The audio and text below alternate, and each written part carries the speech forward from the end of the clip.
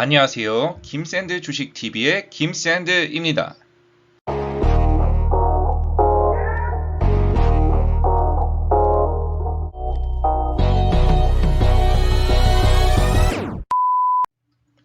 영상 시작하기 앞서서 화질 설정은 여기 누르시고요. 그 다음 품질 누르시고 1080p로 하셔서 고화질로 시청 시작해 주시길 바랍니다.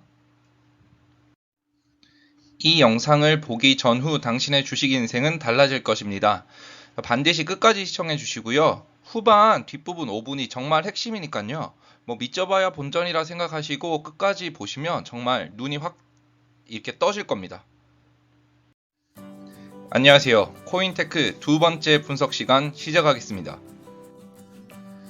작년 8월 5일 신규 상장했고요. 공모가 34,500원, 공모 주식수는 200만 주로 690억입니다. 코인테크의 현재 차트입니다. 적정 주가 영상 보시고 공부하셨죠 다들? 2019년 사업보고서는 별도 재무제표를 생략하겠습니다. 왜냐하면 연결재무제표랑 별도랑 큰 차이가 없어요. 종속회사가 많은 것도 아니고, 그래서 제가 생략해서 20년 1분기 이번 보고서로 분석을 시작하겠습니다. 코인테크 1분기 실적이 별로 안 좋게 나왔죠.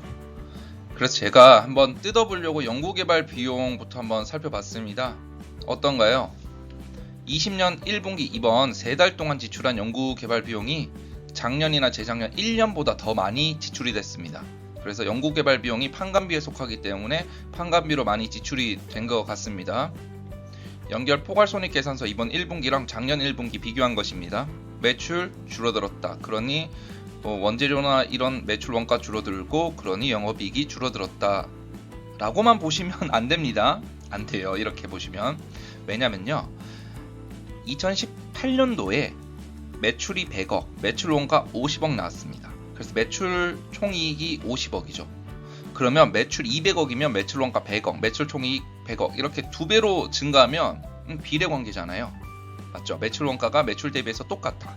그렇기 때문에 이 부분을 살펴보셔야 됩니다. 제가 직접 매출 10억 기준으로 비교했습니다. 어떤가요? 매출을 10억 발생할 때 매출 원가가 19년 1분기에는 6.2억, 20년 1분기에는 7.6억. 어떤가요? 원가 자체가 증가했구나. 이 매출 원가에는 뭐가 속하죠? 생산직 근로자분들 월급, 공장 전기세, 수도세 다 포함합니다. 매출을 내기 위한 모든 거는 매출 원가에 들어가요. 제가 보니까 종업원 급여가 많이 증가했는 걸로 뒤에서 보이더라고요. 그래서 원가 자체도 늘었고, 판관비도 어떤가요? 매출 10억당 판관비가 여기는 5천만 원인데 1.8억으로 3배 증가했죠. 원가랑 판관비가 많이 매출 대비해서 증가했구나. 그래서 이익 자체가 많이 낮아졌구나. 이렇게 보셔야 됩니다. 중요한 연결 현금 흐름표입니다. 보겠습니다.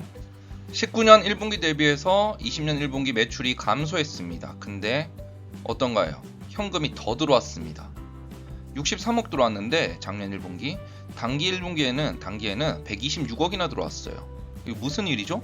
매출이 줄었는데 왜 영업으로 해서 현금이 더 들어왔지? 뭔가 딱 떠오르시죠? 매출 채권. 매출로는 잡히지만 매출을 했죠. 물건을 팔았습니다. 근데 돈을 안 받았죠. 채권으로 받은 겁니다. 그 채권이 회수가 되니까 현금이 많이 들어오는 거죠. 이해되시나요? 그래서 조정하고 적혀있죠. 이게 채권입니다. 매출 채권. 자, 보시면 이자는 별로 안 내는 회사예요. 넘어갈게요. 자, 채권 보겠습니다. 어떤가요? 채권이 확 줄었죠. 정기 말 대비 당분기 말. 채권이 확 줄었습니다. 그러니까 매출은 줄었어요. 근데 이전에 팔았던 걸 돈으로 안 받고 채권으로 받아둔 거를 이제 물건값 줘 해서 돈으로 받은 겁니다. 그러니까 현금이 더 많이 들어온 겁니다. 이해되시죠? 보시면 매출 채권의 감소, 관로 안에 있으면 증가입니다. 관로가 없으면 감소입니다. 자, 감소를 했죠? 맞죠? 146억 감소했습니다. 채권이. 재고자산 살펴보겠습니다.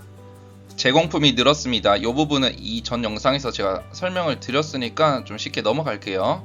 원재료는 줄어들었고 제공품은 늘어났습니다. 원재료는 매출이 줄어드니까 많이 재고가 없겠죠. 제공품으로 다 이렇게 만들어나 보네요. 차입금입니다. 차입금인데 그게 신경 안 써도 될 것 같아요. 왜냐면 사실 94억인데 상환일도 21년 8월까지고 이자가 상당히 낮습니다. 그렇기 때문에 크게 신경 안 써도 될 만한 차입금이고요. 고객과의 계약에서 생기는 수익입니다. 제품 매출은 많이 줄어들었습니다. 국내 줄어들었고요. 유럽이 더 증가했습니다. 오마이갓. 이게 국내는 코땡땡 바이러스 때문에 삼성 SDI나 여러 전기차 회사들이 전기차 그 2차 전지 생산하는 회사들이 공장을 증설하고 이런 투자하는 거를 좀 연기시켰죠. 그래서 줄어든 것 같고요. 유럽은 증가했는데 이거는 IR이랑 한번 통화해 봐야 되겠네요. 뭐 국내 기업들이 유럽에 공장을 많이 증설해서 늘었는지 유럽 기업들과 이 계약을 많이 해서 그런지는 확인해 봐야 될 것 같습니다. 계약 잔액입니다. 전 분기 말 대비해서 이번 분기 말 3월 31일 기준으로 계약 잔액이 확 줄었죠. 이 계약 잔액과 매출이 일치한 건 아니지만 전분기 말 대비해서 확 준 거를 봐서는 2분기에도 실적이 좋을 것 같지는 않다라고 예상해 보겠습니다. 계약 부채도 줄었습니다. 2분기 실적도 안 좋을 거라고 거의 확실히 예상이 되네요. 이 계약 부채는 뭐냐면요. 우리 집 지어줘. 그러니 집을 짓는 사람이 그러면 계약금 내 1,000만원 알겠어 1,000만원 주고 줄게 계약금으로. 근데 공사 다 지으면 1,000만원 다시 주는 거다 계약금이니까 오케이 해서 1,000만원 받아놓은 게 부채로 쌓이는 거예요. 왜? 다시 돌려줘야 될 돈이기 때문에. 쉽게 말해 계약이 줄었다는 거죠. 계약이 줄어서 계약 부채가 작게 잡힌 것 같은데 2분기 보고서 나와보면 알겠지만 그게 기대 안 하시는 게 좋을 것 같습니다. 비용 성격별 분류 보겠습니다. 아까 매출 10억당 매출 원가랑 판관비가 많이 증가했는데 어디서 증가했는지 보겠습니다. 보시면 원재료 매입액은 당연히 줄겠죠. 매출이 줄었으니까. 종업원 급여가 늘었습니다. 4억 정도나 늘었네요. 4억 4천. 이 4억 4천이면 보통 한 달 월급이 400만원 잡으면 3달에 1200만원이죠. 10명이면 1억 2천. 한 40명 정도 직원이 늘었다. 제 생각입니다. 한 4, 50명 정도 늘었다. 그래서 종업원 급여가 더 많이 나가는 것 같고요. 주요 고객에 대한 정보입니다. 10% 이상을 차지하는 주요 고객만 볼게요. 어떤가요? 제가 이 전편에 말했죠.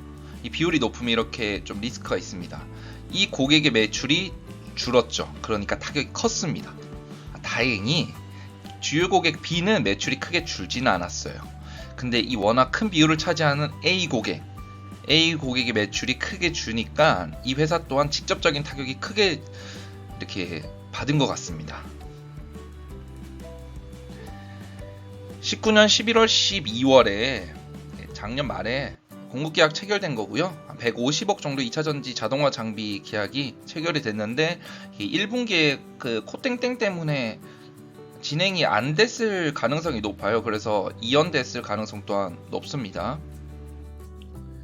그러면 이번에 무엇을 살펴봐야 되냐면요. 이제 사업보고서는 대충 다 살펴봤잖아요. 그러니까 비슷한 산업을 하는 회사들의 상황을 살펴보셔야 됩니다. 이 회사만 이렇게 줄었냐 아니면 이와 비슷한 일을 하는 다른 회사들도 줄었냐를 확인하셔야 되는데요. 제가 좀 노력을 많이 했습니다. 직접 이 표를 만드느라 고생을 좀 많이 했습니다. 정말 이 시스웍은요 매출이 작아서 제가 그냥 매출 곱하기 한 3인가 4인가 했어요. 그래서 높게 나온 거고요. 증가 감소만 보겠습니다. 코인테크는 19년 3분기로 기준했어요. 3분기 대비 1분기가 휙 줄었죠. SM코어는 비슷하고 LS 일렉트릭은 늘었습니다. 이 LS 일렉트릭은 다른 산업도 많이 해서 제가 자동화 공정 그 사업에 있는 매출만 뽑았습니다. 힘들었어요. LS 일렉트릭은 더 증가했네요. 시스웍도 약 감소. 쉽게 말해서 코인테크가 좀 많이 감소했어요. 어떤가요? 순이익도 코인테크가 좀 많이 감소했죠. SM코 좀 감소, LS 일렉트릭은 차라리 증가, 시스웍도 감소. 그래서 코인테크가 어닝 쇼크가 좀 강하게 왔어요. 다른 회사들보다. 이 부분 알아두셔야 되고요. 그래서 코인테크, SM코, LS 일렉트릭, 시스웍의 매출과 순이익을 제가 한번 정리해봤고요. 이게 왜 19년 4분기나 1분기 기준으로 안 했냐면요. 코인테크 19년 1분기 자료가 공시 없더라고요. 3분기로 기준했습니다. 4분기를 안 한 이유는 4분기는 좀 연말이라서 실적 조정이 좀 있기 때문에 3분기로 기준했습니다. 그래도 이 회사가 잘한 게 있네요. 어떤가요? 매출 10억당 순이익이 상당히 높습니다. 어때요? 많이 높죠? 10억당 2억, 1.5억. 와, 높습니다. 이게 되게 높은 건 아니고요. 다른 회사에 비해서 높습니다. 그래도. 맞죠? 10억당 5천만원 벌고 10억당 7천만원, 8천만원인데 예원차 10억당 1.5억입니다. 그래도 장사를 잘하는 회사다. 매출 대비해서 이렇게 보시면 되겠습니다. 대망의 적정 주가입니다. 적정 주가 다들 구해보셨는데 얼마 나오셨나요? 자세한 계산하는 방법이나 이런 것들은 적정 주가 영상을 보시고 공부해 보시길 바라고요. 이번에는 제가 구한 걸 보여드리겠습니다. 총자본, 다음 20년 예상 영업이익을 저는 150억 정도로 잡았습니다. 제 생각엔 150억 정도 나올 것 같아요. 예상 ROE는 15%, 발행 주식수는 925만 주. 계산. 자, 예상 시가총액은 1875억이 나왔습니다. 따라서 적정 주가 23,300원. 150억 나왔을 때 23,300원이 적정 주가로 계산이 되었고요. 19년 작년 영업이익이 208억이 나왔거든요. 만약 이 회사가 하반기에 실적이 잘 나와서 2019년만큼 나온다면 적정 주가 28,200원이 나왔습니다. 여러분이 가장 좋아하는 시간입니다. 여러분 이런 거 좋아하시죠? 차트 이런 거 좋아하시잖아요. 지지선, 저항선 좋아하시는데요. 제가 선을 껐습니다. 19년만큼 이 회사가 예상 영업이익이 기대된다면 28,500원인 딱 요 위치. 근데 신기하게 이게 좀 맞아 떨어지네요. 이렇게 나오고요. 만약에 제 예상대로 한 150억 정도 나온다면 25,000원인 요 가격이 나오겠네요. 그래서 제 의견 또 궁금하시죠? 저는 여기 한 3분의 1 지점인 여기 한 23,000, 이게 3,000원인가요? 4,000원? 3,000원? 23,000원 요 부근 아래부터는 매수를 할 것 같습니다. 이 회사는. 그래서 이 가격대 사이에서 매수를 할 것 같습니다. 물론 이 회사가 이러다가 이렇게 날아가면 어쩔 수 없는 거죠. 이게 내려오면 매수하겠다는 거고요. 자, 요 구간부터는 저항선입니다. 뭐 저는 차트를 보고 저항선 이렇게 하진 않고요. 물론 저도 차트 되게 잘 봐요. 이 저항선인데 왜 그러냐면요. 이 가격대가요. 바로 공모가 34,500원 200만 주 받은 사람들의 물량이 대기 중이에요. 공모가 34,500원에 200만 주 690억이나 이 공모를 받았는데 어떤가요? 상장하는 날 이 가격 밑에서 계속 시작을 했죠. 이 가격을 받은 사람들이 지금 이익을 못 보고 있어요. 그래서 기다린 거예요. 이 가격 여기까지. 물론 그 중간에 여기서 좀 파신 분들은 계신데 거래량 보면 별로 없는 걸로 봐서 많이 안 털었을 것 같고요. 거래량이 별로 없죠. 맞죠? 지금 이만큼 많은 물량이 이 가격대에서 대기 중입니다. 팔려고. 그렇기 때문에 어닝 서프라이즈나 큰 이슈가 있으면 뚫고 가겠지만 그게 아니면 여기서 아마 이렇게 횡보를 하면서 물량을 좀 소화하거나 아니면 천천히 이렇게 올라가거나 아니면 맞고 내려올 수도 있죠. 차트를 본 거 아니고요. 논리적인 상식입니다. 공모가 물량이 여기 대기 중이고 이 공모가 물량이 여기서 소화가 안 됐다. 거래량이 작은 걸 봐서는. 그리고 공모가 아래에서 시작을 했기 때문에 이 사람들이 현재 손실 중이다. 이렇게 익히시면 됩니다. 기업 설명회 자료 제가 가져왔습니다. 주주분들은 다 보셨죠? 20년 6월 9일 저번 달에 기업 설명회를 했어요. 기관 투자자를 대상으로 했는데 제가 이 자료를 좀 가져왔습니다. 실적 분석, 코땡땡 여파로 발주 연기에 따른 상반기 매출 2연은 넘겼다는 거예요. 그러니까 상반기 매출을 하반기로 넘겼다. 보시면 코땡땡 여파로 주요 고객사 발주 및 납품 진행이 일정 지연됐습니다. 그래서 하반기 매출은 회복을 기대하고 있습니다. 이게 회사에서 말하는 입장입니다. 고정비 성격인 판관비의 변동이 없어 영업이익 하락 이런 거는 제가 앞에 설명했으니까 넘어갈게요. 회사에서 향후 실적 전망을 어떻게 보냐면요. 하반기 수주부터 정상 진행. 그래서 작년도 수준 또는 하회를 예상한다. 이렇게 해서 저는 매출을 좀 보수적으로 작년보다 낮게 잡았어요. 한 30% 빠진다 보고 150억 잡았고요. 발주가 딜레이 돼서 3분기부터 정상적으로 매출이 나올 예정이라고 합니다. 연 매출은 전년도보다 하회할 것으로 회사도 예상합니다. 저는 어느 정도 하회가 아니라 약 30%, 한 25, 30% 빠질 것으로 예상했습니다. 마지막 총평입니다. 연구비 인건비가 증가해서 고정지출 금액이 사실 부담스럽습니다. 매출이 줄어들어도 이 고정지출 비용은 꾸준히 이 회사가 지출하고 있어서 그 부분이 부담이 있는 건 사실이고요. 차입금에 따른 이자 비용이 없는 것은 다행입니다. 매출이 줄어들어서 이익도 안 나는데 이자를 많이 내야 되는 것보다 그래도 이자 내는 돈 없으니까 다행이고요. 기술력이나 이런 2차전지 쪽 산업 성장성을 봤을 때는 회사가 메리트가 있다, 긍정적이다 이렇게 보겠습니다. 공모가 부근 물량이 좀 부담이 되긴 합니다. 현재 주가가 그 3만원 이상으로 날아가기 위한서는 물량이 부담이 되고요. 재무적인 문제로 인한 큰 금액의 유상증자나 전환사채 가능성은 낮죠. 왜냐하면 상장한 지 얼마 안 돼서 주식 발행 초과금이 아직 있기 때문에 이 부분은 크게 신경 쓰이지는 않을 것 같습니다. 하반기 실적이 중요합니다. 그래서 2분기 보고서가 나오면 집중적으로 좀 분석을 하고 이 IR 주식 담당자랑 좀 수시로 체크를 해서 확인하셔야 될 것 같습니다.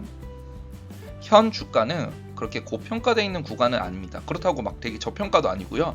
적정 주가보다 조금 높고 낮고 이렇게 움직이는 것 같아요. 제 영상 이전 1편과 2편을 보시고 매수를 하실지 말지 아니면 좀 더 지켜봐야 되겠다 이런 여러 의견으로 나뉠 수가 있는데 본인이 판단하셔서 결정하시길 바라겠습니다. 마지막으로 제가 항상 주식을 할 때 이 말은 새기면서 하고 있습니다. 주식은 좋은 가격에 살 수 있는 종목이 좋은 종목입니다. 좋은 기업을 사는 게 아니라요. 좋은 가격에 살 수 있다면 그것은 본인에게 좋은 종목입니다. by 김샌드. 이전 코인테크 분석 1편, 2편 보시느라 수고 많으셨고요. 다음 영상에는 XXX 종목 분석으로 찾아뵙겠습니다. 솔직히 말해서요. 다음 분석 종목을 아직 정하지는 않았어요. 여러분들이 댓글 많이 달아주시면 그 종목들 중에 괜찮은 종목으로 제가 영상을 올릴 거고요. 근데 여러 개의 종목이 괜찮으면 1번, 2번, 3번 순서 정해서 제가 분석 영상 올리게 테니까요. 댓글 많이 달아주세요. 좋아요와 구독 부탁드리겠습니다. 감사합니다.